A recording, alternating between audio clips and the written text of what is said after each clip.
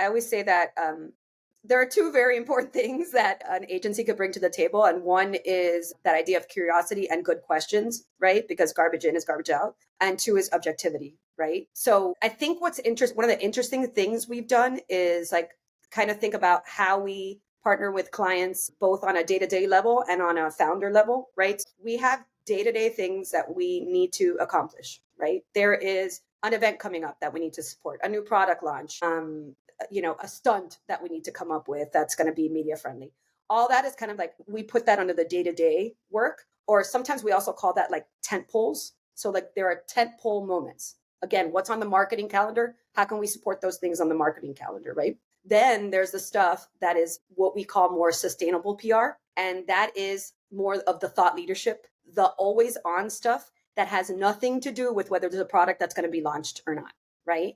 And that's where my team, and the content team falls under me, works with the founders and the executives. So while the PR team is working here day to day, making sure we're blocking and tackling, making sure we're getting the coverage we need, here, my team is working with the founders and the executives on all the whys behind we're doing what we're doing. What's the vision for the future? What's happening 6 months from now? Did topics that you wouldn't typically think are news, right? How did you build your culture and why? What influenced you to build your company culture that way? All those thought leadership topics that then differentiate you in your brand in a crowded market, right? Imagine, you're the CEO, founder of a company. I'm going to come in, I'm going to interview you, right? I'm going to come out of there with a bunch of ideas, right? Because I'm going to go in with a reporter's mindset. I'm going to ask you a bunch of questions, and I'm going to come out with a bunch of cool ideas that you gave me because I asked you the right questions. I'm going to take that back to the PR team, and I'm going to say, okay, as a team, how are we going to use these ideas, right?